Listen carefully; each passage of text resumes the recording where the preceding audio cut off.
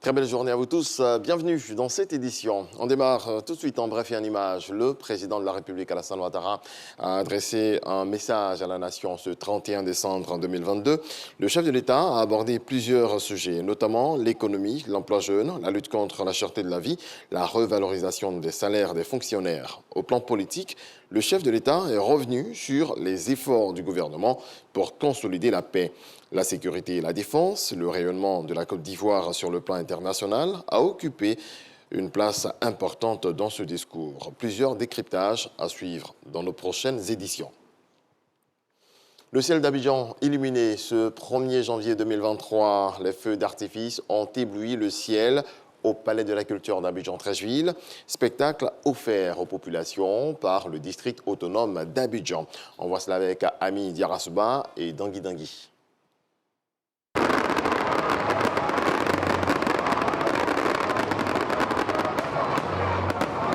Explosion de couleurs dans le ciel abidjanais au moment où apparaissent les premières lueurs de la nouvelle année.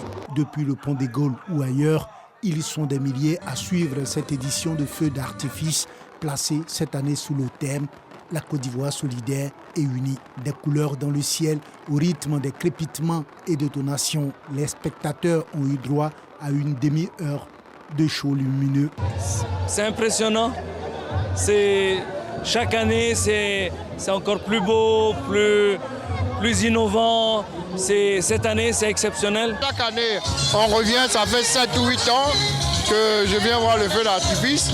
Chaque année, en revenant, on espère voir de mieux en mieux. Et là, c'était très fort. Chantal Camara, représentant la première dame Dominique Ouattara, marraine de cette cérémonie, a exprimé toute sa joie de partager ces instants de convivialité avec le public. Moment de joie et de réjouissance, il est aussi une grande occasion de retrouvailles et de fraternité vraie. Une occasion de rassembler les Ivoiriens et Ivoiriennes dans un élan de solidarité et de partage. Les feux que vous verrez dans le ciel sont le symbole de la grande lumière qui est en chacun de nous. Frères et sœurs, la lumière, c'est la paix. La paix, c'est la joie. La joie, c'est l'équilibre. L'équilibre, c'est la stabilité. Vive la lumière de Dieu sur notre pays. Depuis 12 ans, le passage à la nouvelle année à Abidjan se fait sous un ciel illuminé.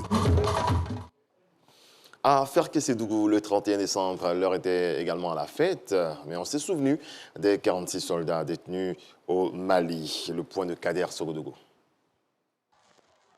Ferkessédougou, il est 0 heure. Le passage en 2023 est illuminé par des feux d'artifice. Un moment spécial qui est célébré de différentes manières. Résidence du ministre d'État, Téné Birahima Ouattara.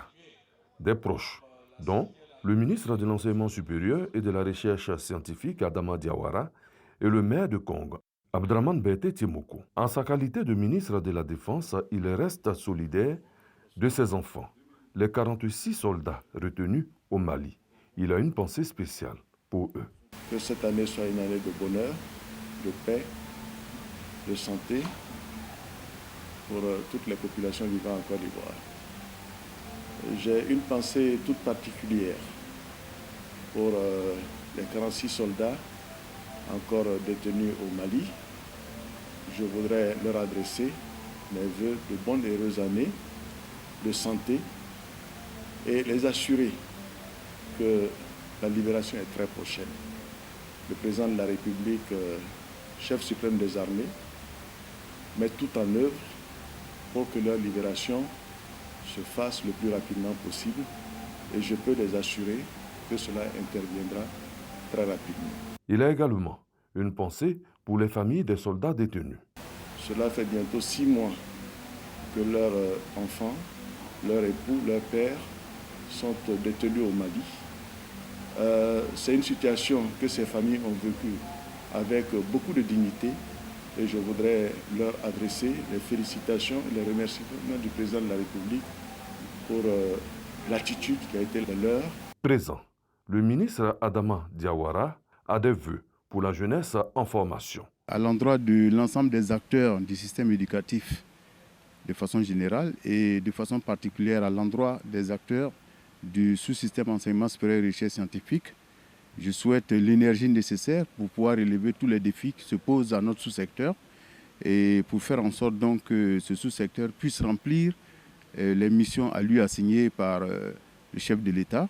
Un autre lieu a fait que Késédougou, l'administration, les élus, les guides religieux et les chefs traditionnels sont avec le préfet de région, Sori Jean-Pierre, pour récompenser les meilleurs acteurs de la région du Kyologo. 5 au total. Chacun d'eux empoche 1 million de francs CFA. Pas mal pour démarrer l'année. Le reste de la population, rassemblée à la place Ado, a eu droit à un concert géant du groupe Magic System. C'était en guise de bonne année 2023. C'est un spectacle haut en couleurs et en son offert par le conseil municipal à Abobo aux populations. Ce 31 décembre, les populations ont donc passé de bons moments. Concert géant et feux d'artifice au rendez-vous. Le point de William Kakou et Issa Tchonayo. Venus de tous les quartiers d'Abobo, les populations prennent d'assaut les Anador pour assister à la grande fête offerte par la ministre d'État Kandji Camara, maire de la commune.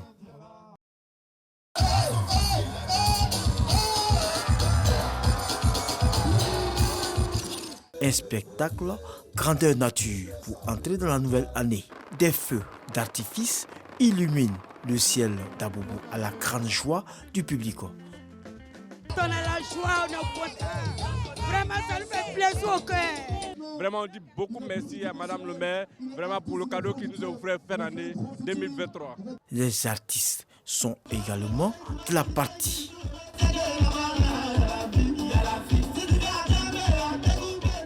Un moment de rapprochement, de communion qui vise à consolider les acquis de la commune et d'en faire un cadre convivial. Nous souhaitons pour cette brave population d'Abobo davantage de paix et de sécurité.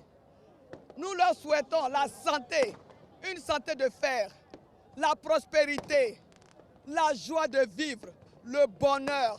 Que 2023 soit l'année de l'accomplissement pour chaque habitant et chaque habitante de la commune d'Abobo, mais aussi pour tous les Ivoiriens.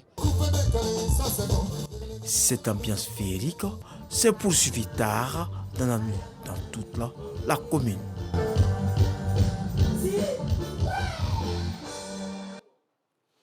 Et alors, reste de l'actualité. Ce dimanche 1er janvier, c'était la fête nationale d'Haïti, mais le pays est très loin de connaître un climat festif. Enlèvements, viols, meurtres commis par les gangs endeuillent quotidiennement les familles.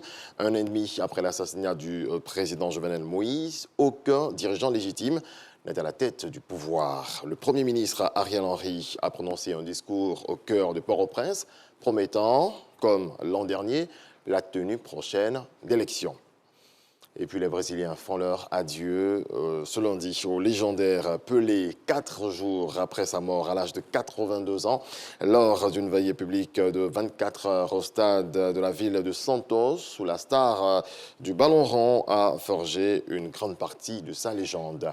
Merci à vous tous de votre attention, on se retrouve à 7 heures.